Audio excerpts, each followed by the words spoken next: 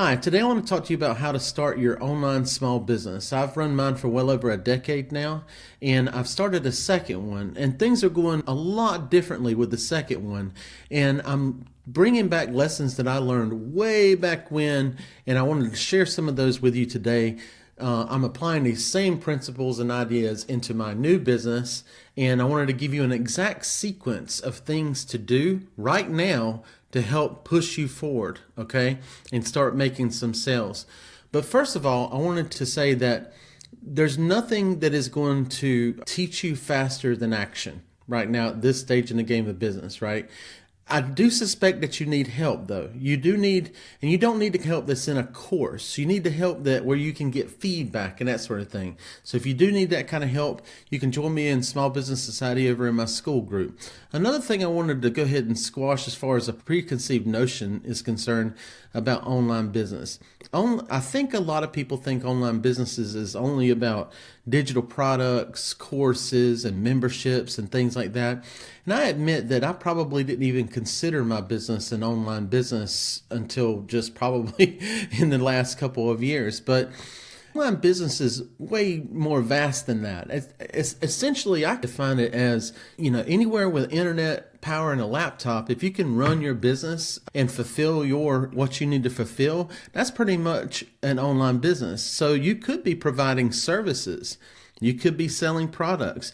It doesn't necessarily mean that you don't have a physical product to sell either. Now, I do highly recommend that everything that you sell is digital in inventory and delivery.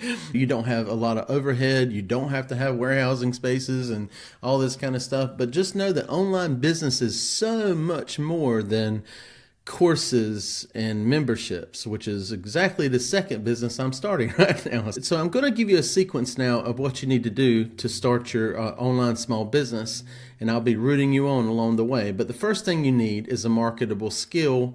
And again, one that I think you should be able to deliver digitally at first. I recommend you start with a service. This is the fastest way to get cash flow. It's the fastest way to find willing buyers in need that have a problem to solve. And don't get caught up in the hype about, I could go ahead and create a service and teach. There are so many people out there that just want you to come in and do it for them. Like, everybody's holy grail out there is to create a course and create a membership and all. I'm doing that right now, but y'all, I've been in business for 20 years. And now I'm doing it. But I feel like a lot of people put in their carts before their horses, before they have the experience to actually gather a group of people and confidently take them through a process to get to an outcome or whatever, or a transformation that they need in business. A lot of people are just like, wow, I'm just going to create a course and I'm going to leave my 9-to-5 job and all that kind of stuff. Don't do that. Create a real service-based business right off the bat that's online. And there's so many different things, marketable skills out there that can be delivered online. Even if you're working in a 9-to-5 job, a lot of the services you're providing inside of the company you work for, I bet they're digital. A lot of communication type things, design type things, automation, coding. There's so many different deliverables that are digital and online that you can do. You got to find what that is for you. Now, I will recommend, and I ain't going into passion talk and all this kind of stuff, but don't start something that you already hate. If you my marketable skill is what I'm doing at my current 9-to-5 and I hate it, but if I could just take this outside of the company and I'm doing it all on my own and I'm collecting all of the proceeds or the profits from doing it, then wow, that would be so much better. Maybe, right? Maybe it is the corporate environment that's soul sucking the life out of you. And that if you could do that same job outside of that structure, like where you're living life on your own terms, perhaps. But the first thing you need to do is basically get a marketable skill. And don't worry about packaging that marketable skill into other delivery vehicles such as courses and memberships and all that crap you're being sold about online business right now until you have the experience to do so. Because You're going to have more confidence in creating those things later on down the line. You're going to be able to more confidently price those things further down the line. All the people right now, and it's not me, I know it sounds like me, that they are selling you pickaxes and during the gold rush, it was the people creating the shovels and the pickaxes and the pans and all that got the richest, right? That shiny object of online business where you create a course and then you just go off into land and all this kind of stuff. And it's a difficult business model to get traction on. It is not as easy as people think it is. Basically, my advice to you is to first get your marketable skill, identify it as a service, and then move on to step 2, which is you need to get real about your economics.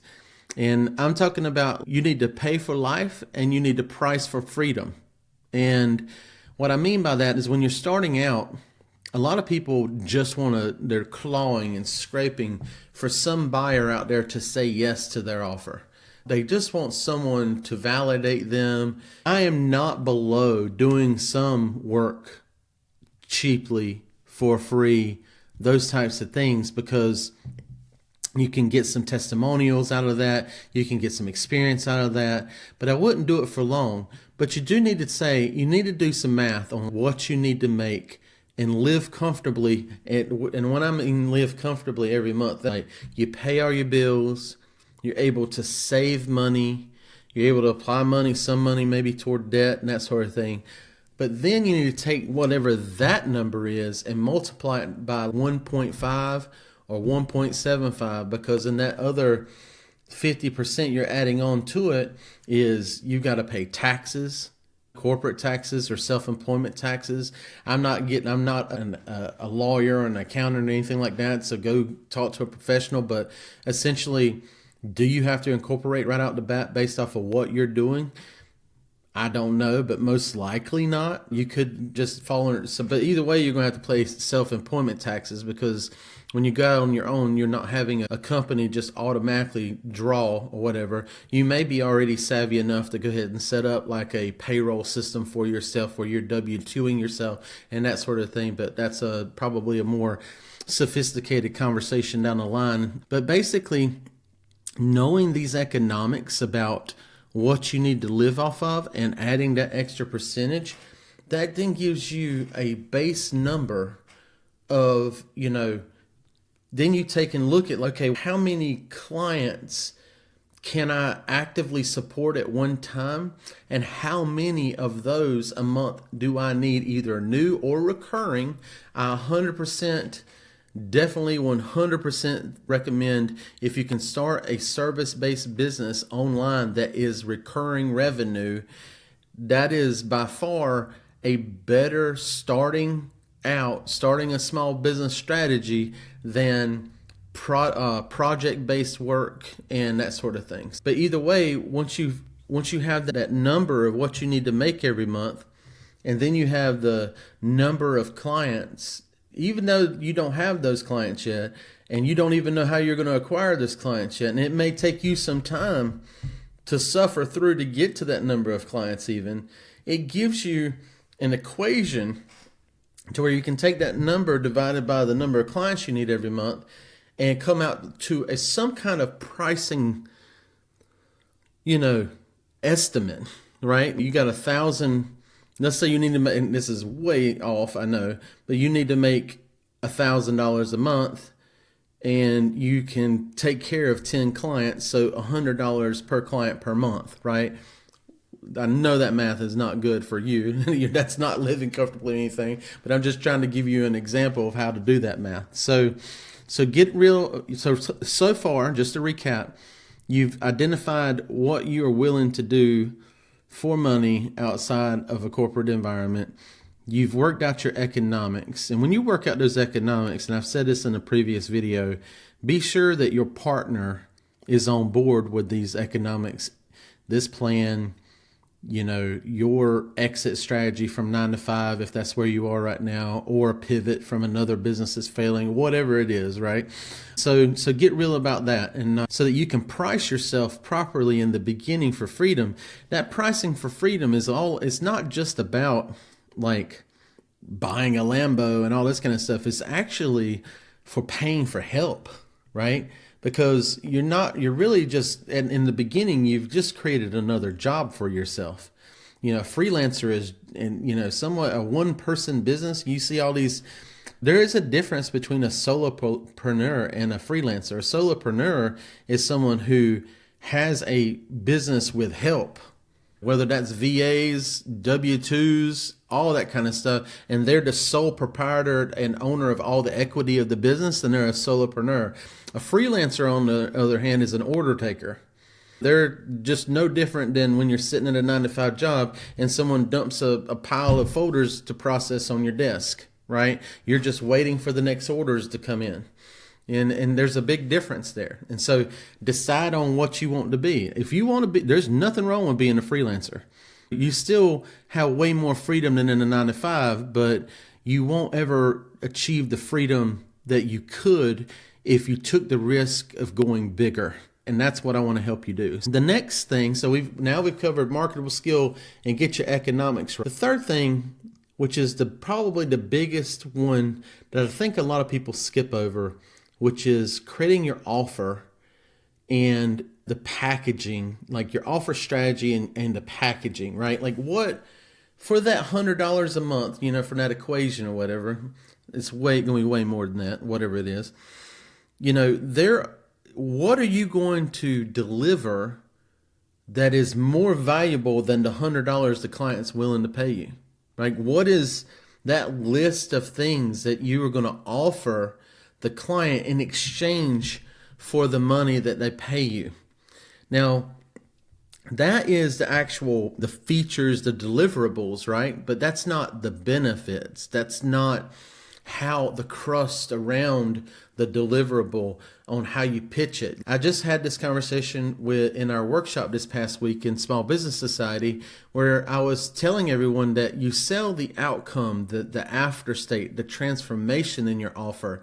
You don't just say, if you're an author and you're selling books, like there's an experience with the book. There's some kind of, after you read this book, you're going to be chilled by what actually happened to the main character. You're going to have a feeling after the book. Even with books, right? That there is a transformation from the person who emotionally bought, like they bought the thing, and now they're going to go through this experience of entertainment and consumption of the book. And at the end of it, there's a satisfaction. There is an exchange of value that they got for the money they paid. And so you need to understand what your business objective is as far as like how many of these you need to sell in your offer, right? But you also need to know and take some time, and you can do research. You can use ChatGPT to do this research. You can go into YouTube comments, look at YouTube videos and read comments from people and that sort of thing. You can go read book reviews online. You can go there's so many different ways to try and find out what problems your target market is trying to solve. There's so many places online that you can do a little bit of research and identify at least your initial guess as to who is the right fit for your offer. Because I can tell you right now, and I was going to say this probably later in this talk, but I'm going to go ahead and bring it up right now, is that right now, if I were to make you some insane, this might be the first video you've ever seen of me, maybe the last, hell, I don't know. But if I were to make you some insane offer right now for a very expensive amount of money, would you buy it? Probably not, right? And so, because where you are today, just seeing my video, you might not be ready to buy anything.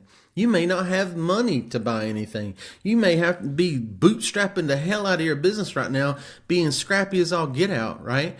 And, I can't go and buy no huge business course right now, Charlie, and all this kind of stuff. Quit talking your smack. And when you're figuring out who your target market is for your offer. Understand that the buyers are in different phases inside of your target market. There are some who are not even aware that they have a problem yet, and then there are some people who are solution aware. Like, they know there are providers out there that provide the exact thing they need to solve their problem, and that's the people you need to be talking to, especially in the beginning, and not wasting time with anybody else. You can go online and learn about marketing and stuff, and everybody's going to talk to you about top of the funnel and the middle of the funnel and the bottom of the funnel. In the startup phase, as many people in the bottom of the funnel phase that you can possibly talk to, the better. It's just, you need to identify who these people are and what stage of the buying process they are, and try and get your offer in front of them more than anybody else. And so like, now you also need to understand where they are online. And just because you're running an online business, an online small business, does not mean that you have to be marketing everything online. Sure, get a content calendar going. Sure, crank your Instagram reels. Sure, if you're savvy enough to throw mini chat and do DMs and social selling, get on LinkedIn and crank it out, yes, do all of that. But don't forget that your target market is local too. Start local and work your way out. Just because your business is online, where your transactions are online, or all the information to find is online, your deliverable comes through online, all of that, hey, yay, clap, awesome. That makes your life a lot more simple when running a business. But your clients could be on Main Street inside of your town. Join a chamber, start finding out where they are and what communities they are online and locally, and start getting out there and getting in front of them. Now, the other part about your offer is your messaging strategy and basically how you're going to differentiate yourself. And a lot of that, you can look at how to write good value propositions online. There's plenty of resources on how to do that.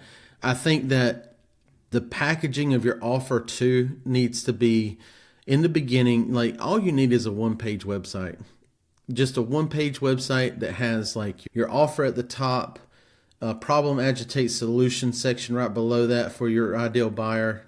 Any social proof you can gather on that one page, and then, some benefits, and like maybe even say, who is this offer best for on that page. And then, a place for someone like, who can check out right there, like with a Stripe link or something to get started. You can go to Stripe, create a Stripe account and create like a Stripe product or whatever real quick, and it have a payment link. Look up Stripe payment link.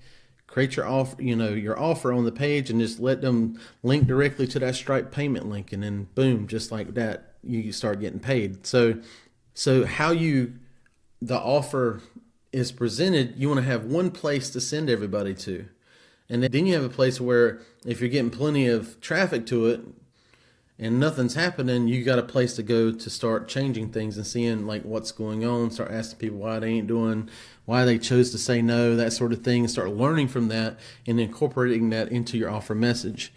The other part of this is that, and I just touched on it, is touch points.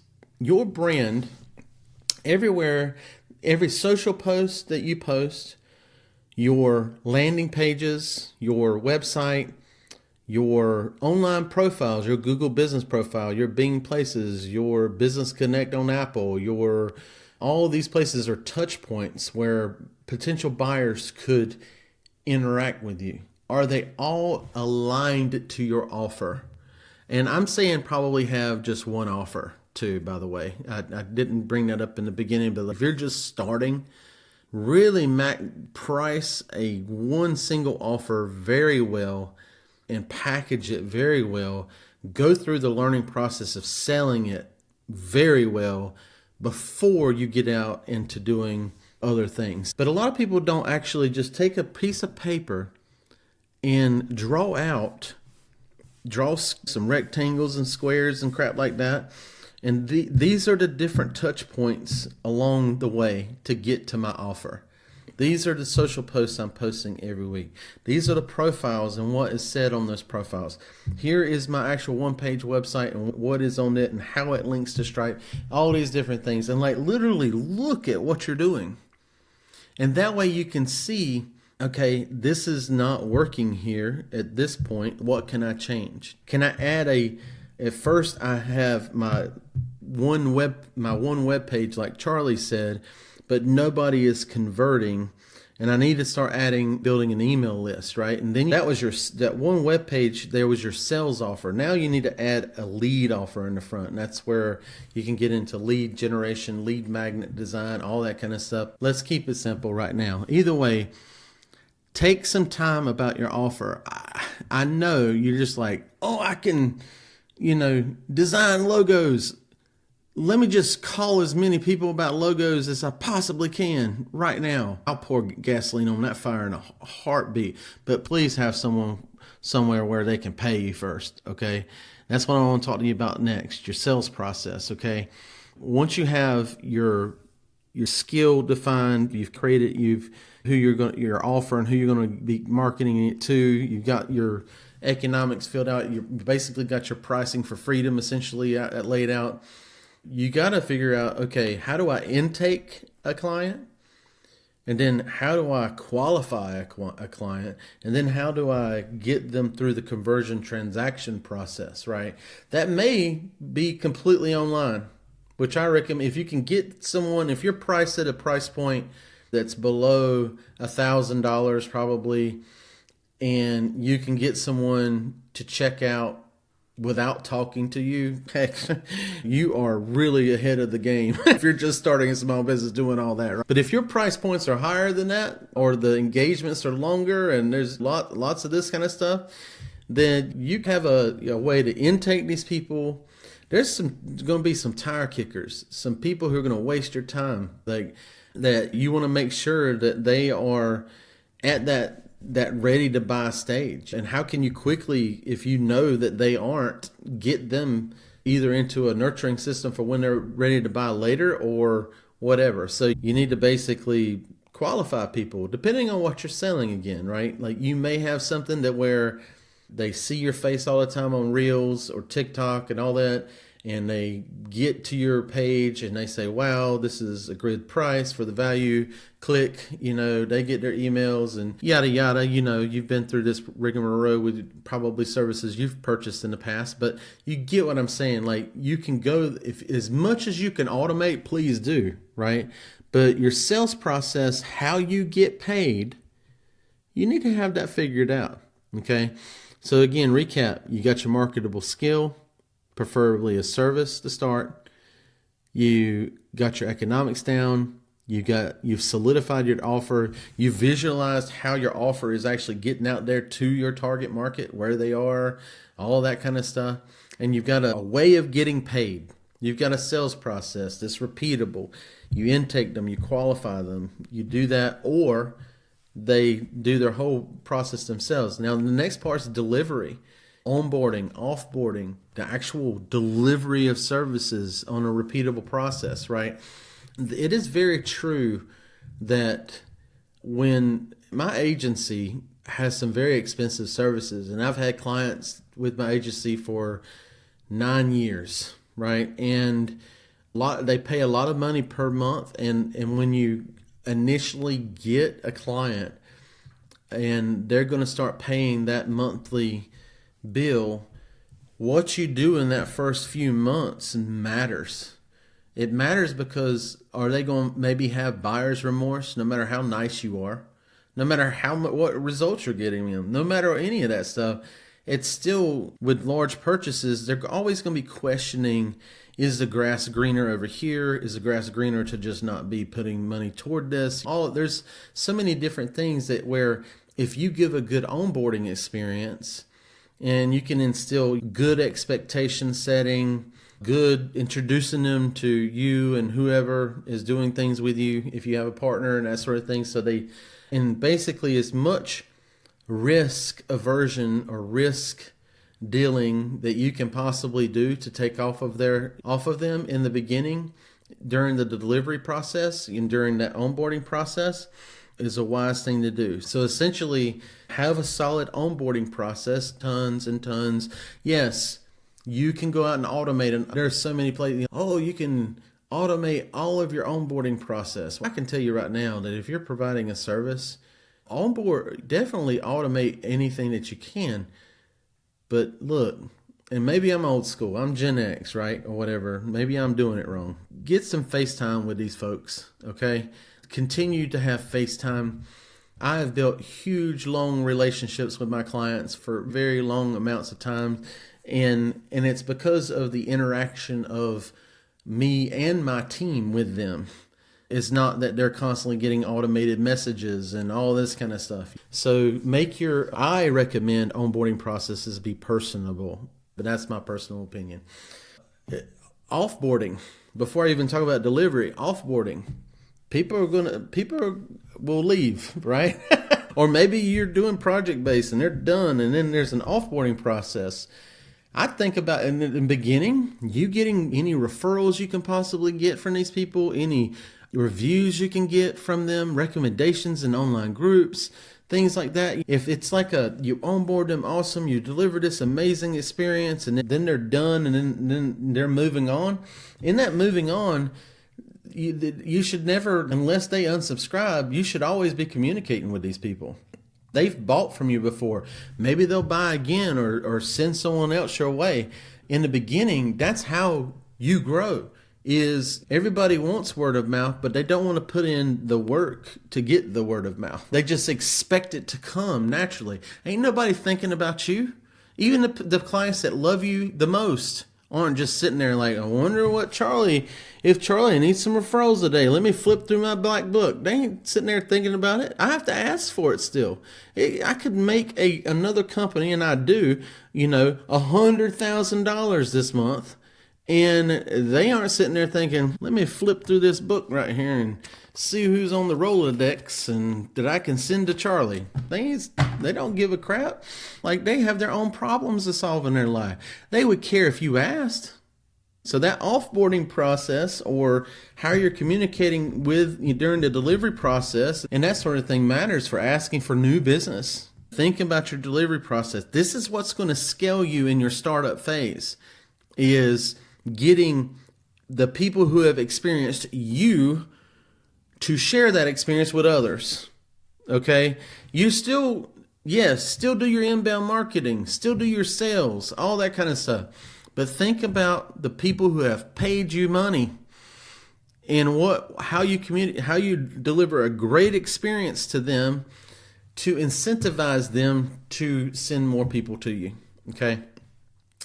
And the last thing I want to touch on, what I guess is the bonus of this video. So far, marketable skill, knowing your economics, your offer, strategy, and packaging, and how it gets out to the market visually so you know what the hell you're doing on a consistent basis. A sales process, how you going to get paid. A delivery process, where onboarding, offboarding, and the actual delivery of your services and your communication with your clients to get more clients lives, right? And then finally, I want to talk to you about focusing on your sales, okay? You can get caught up in, should I be doing this many reels a day, or I should be doing TikToks every day, and you probably are too scared to even do some of that stuff if you're being honest with yourself. And you really got to get out there and do some networking when you're at the startup phase. You need to build a foundation of people, like strategic referral partners, join referral groups, join local chambers of commerce and attend those events, and really, really focus local sales in the beginning. It's not just about scaling the startup. It's also about learning your own business. Learning, if you're coming from 9 to 5 and you've never done sales before and you've got a great marketable skill, that's great. But now you have to sell it to strangers. And I can tell you right now, that is not the same thing as Bobby found out that you do design work for huge, massive corporation in your 9 to 5 job, and they've called you up and said, hey, I heard you do this kind of work. Do you ever do it on the side? And you're like, yeah, I do that. And you give them some price and that sort of thing. And then I'm down for the side hustle. I side hustled from 2001 all the way up to 2015, right?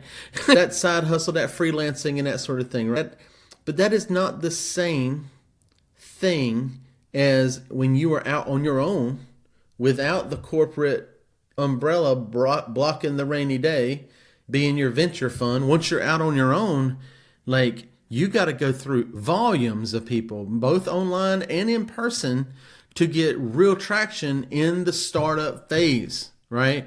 Now, there is a thing in business called critical mass that you'll get to, but that's going to take you a few years. Like, where I have leads coming in that I didn't even ask for. We turn people away sometimes because they're not a right fit, right? But that's critical mass, and businesses build up to that, but then they ramp up even more because they want to go beyond. But like, until you get to that point where your brand, like your personal brand, is recognized, your business brand is recognized, you've got, a huge network of people asking, hey, who did this for you, around your clients, and they say, oh, Charlie did that for us, that kind of thing. Until you get to that point, if you're starting out right now, you have to talk to real people, and you have to do sales.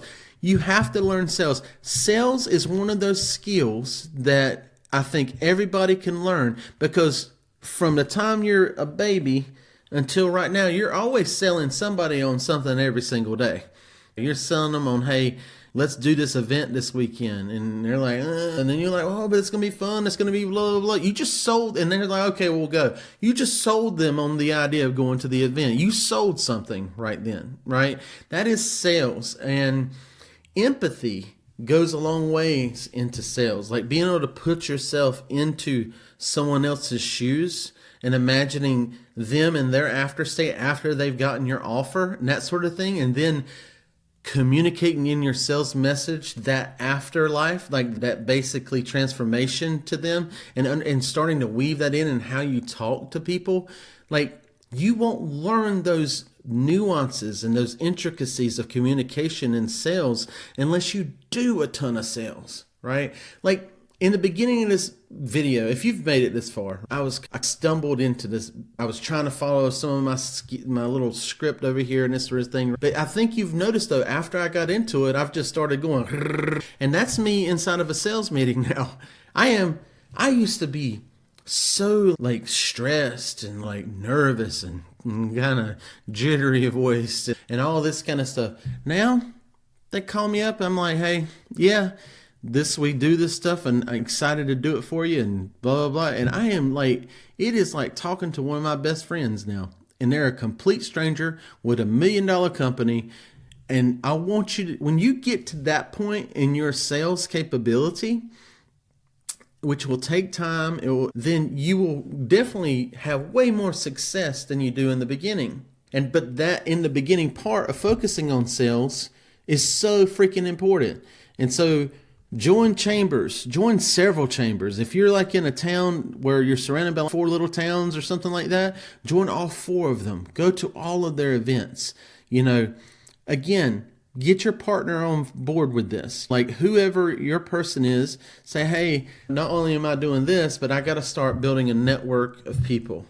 And when you talk to these people, don't be like, buy my thing. Start just being a human being. Make friends. Like that sort of thing. Hand out a business card. That sort of thing. But like, network. All right. So the recap here. Again, identify the marketable skill you want to sell.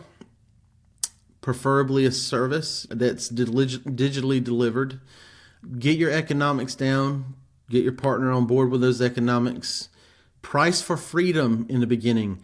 I can't tell you how much pain I went through with underpricing in the beginning of my journey, and I don't want you to be there.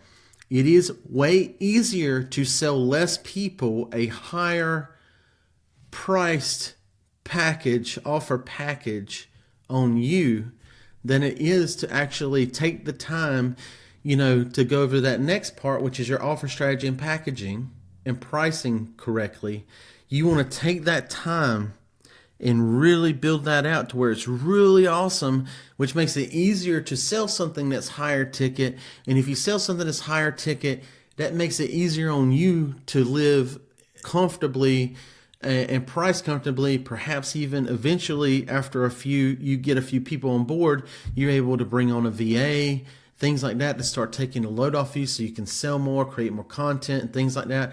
I cannot stress to you, do not be afraid to price high early. Do it. So you got your economics right, get your offers, take the time for your offer strategy, visualize how it sits out in the market for people, the touch points. Where are they touching you at, and how are you basically controlling that messaging and that sort of thing?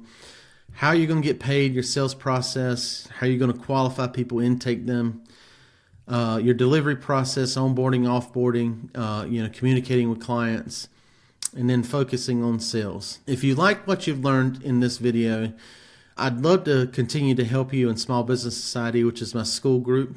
You can find the link down in the description. And if you want more actionable tips on running a small business and getting off the ground and getting some traction, then there's going to be some videos on my end screen where you can continue watching and learning. Thanks for making it this far, and I'm wishing you the best.